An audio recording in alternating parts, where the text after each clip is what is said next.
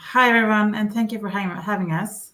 My name is Ragnhild. I'm a project engineer, and with me I have Kerstin. She is Manager Strategy and Innovation in Grieg Maritime Group. So we want to disrupt decarbonization, and we've been told that when working with innovation, if you're not a little bit embarrassed when pitching your idea, then you're too late. So here we go.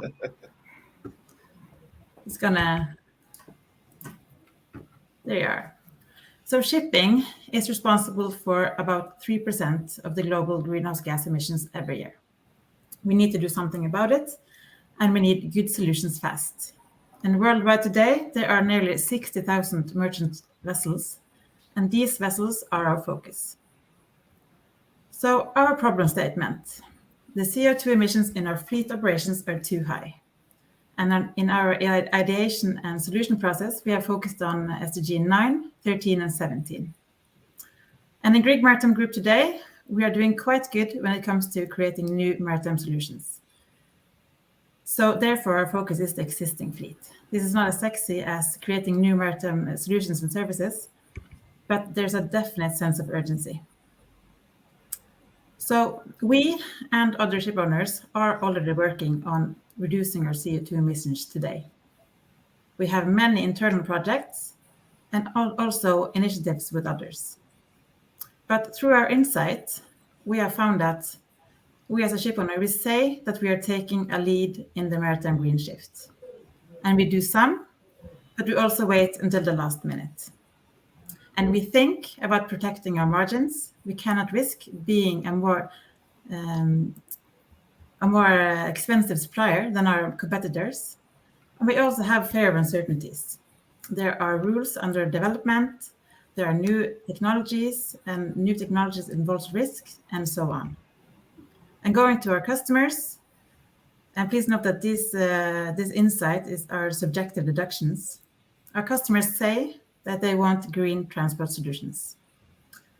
But they continue to choose the cheapest and fastest supplier. The moving cargo from A to B, price and time is the main priority.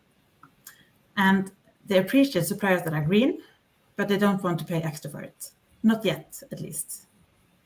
And same as for us, there are fair uncertainties. So we believe we need to be bolder, we need to move faster, take more risk in a controlled environment, and join forces with others in the industry. And our solution, we call it Grieg Shift. And what is Grieg Shift? We don't have all the details yet on what the exact concept is, but we do have some important elements, and the purpose is to find a way to capitalize on the challenge and mitigate risk. The concept also has an internal and external perspective. It's all about competing on delivering the best services for our customers and working together on battling climate change and reduce our emissions. We're not talking about forums or R&D, but committed partnerships to get it done. And it's a ship owner's concept, it's our problem and our solution. First, we need a dedicated team. We need people that are dedicated to focus solely on this problem. Today, people working on decarbonization are working on 10 other areas as well, juggling all these different responsibilities, here illustrated by hats. We want someone to focus solely on this problem with no bureaucracy and hierarchy, be able to move fast, and also have a commercial mindset. Then we need partnerships. We're so many companies trying to fix the problem alone. We believe in partnerships, both horizontally and vertically. We can share competency and resources and try out different business models. Some examples of what we can do in this team with partners. With these SDGs in center, we can use data and insight as a competitive advantage. Let's share across partners and develop measuring capabilities together instead of, as now, we develop everything ourselves. It takes too much time. We can test and implement new technology more quickly. We can improve our energy consumption and dive into operational challenges that hinder green progress. There are so many factors to consider, and there must be a lot of the same issues going around. Finally, we can share specialized competency and resources. For instance, if someone has had success with sales, then maybe that team can be in charge of that process for someone else and then switch. To illustrate this concept, we have Grieg Shift. And imagine if other ship owners had done their own version of Shift. Then we can join all the different shifts in a committed partnership. We can join forces when it comes to financial institutions and green financing. We can have joint efforts towards grant schemes for funding. A lesson learned from our mentor Eli in Innovation Norway is that if you want funding, you must show an improvement for the industry, not for a company. We can involve customers in a new way and go together when testing out solutions from different technology suppliers. We realize that not everyone will find it interesting to join Grieg shifts, so the overall name for the concept we call Ocean Shifts. And when we succeed, we hope it can look something like this. Ship owners join forces, let's compete on services, but climate action is a joint responsibility. You're welcome to click on our website, oceanshift.net, for more information. Thank you for listening. Thank you very much. All right, just over a minute of extra time. Brilliant work with the timing. All right, so over to our judges who will now be sharing their thoughts and asking questions. Hi, I'm curious if you've actually gotten any interest from your competitors at this point. Have you reached out to gain what their interest is in actually partnering on this? That's an excellent question. We have only done internal investigation so far because we feel like we need a little bit more details on kind of the final structure. But I hope to be able to pitch it very soon because we really believe in the solution in some form, even though we're not quite ready. I like that. I like that last slide. Thank you. All right, any other thoughts or questions? Mary, Helen? Go ahead, Mary. I think it's I had a great comment on the definition of the problem statement, the user need, the insight.